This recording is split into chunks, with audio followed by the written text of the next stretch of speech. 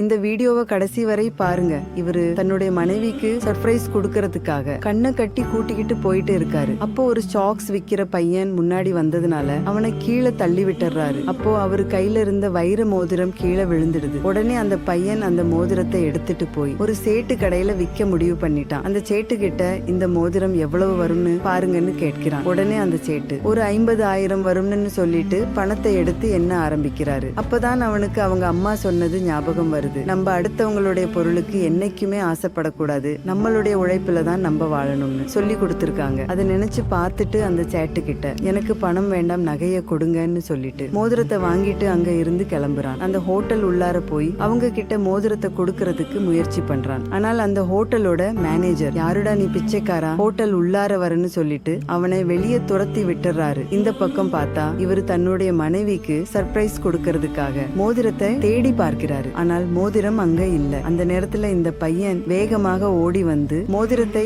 அவருடைய கையில கொடுக்கறான். அதை பார்த்த உடனே இவரு ஷாக் ஆகிடுறாரு. உடனே அவருடைய மனைவி கண்ணை ஓபன் பண்ணி பார்த்துட்டு வைர மோதிரமா, எனக்கு ரொம்ப பிடிச்சிருக்குன்னு சொல்லி 2 பேரும் கட்டி பிடிச்சுக்கிட்டு அன்பை பரிமாறிக்கிறாங்க. கொஞ்ச நேரம் கழிச்சு அவர் தன்னுடைய மனைவி கிட்ட நான் வெளியே போயிட்டு வரேன்னு சொல்லிட்டு அந்த பையன் கிட்ட போய் நான் உன்னைய அவமானப்படுத்தினேன், ஆனால் நீ அதெல்லாம் மனசுல வச்சுக்காம எனக்கு மிகப்பெரிய உதவி பண்ணியிருக்க, உனக்கு ரொம்ப நன்றின்னு சொல்றாரு. உடனே அந்த பையன் பரவாயில்ல சார்னு சொல்றான். உடனே அவருடைய விசிட்டிங் கார்டை எடுத்து கொடுத்து நாளையில இருந்து நீ என்னுடைய கம்பெனிக்கு வேலைக்கு வந்துரு, உனக்கு மாசம் 50,000 சம்பளம்னு சொல்றாரு. அதுக்கு அந்த பையன் எனக்கு எந்த ஒரு குவாலிபிகேஷனுமே இல்லைன்னு சொல்றான். அதுக்கு அவரு உன்னுடைய நேர்மைதான் உன்னுடைய குவாலிபிகேஷன் சொல்லிட்டு அங்க இருந்து கிளம்பி போறாரு. இந்த பையனுடைய நேர்மையும் இந்த நபருடைய உதவி செய்கிற குணமும் உங்களுக்கு பிடித்திருந்தா இந்த வீடியோவுக்கு ஒரு லைக் போட்டு கமெண்ட்ல சூப்பர்னு கமெண்ட் பண்ணுங்க.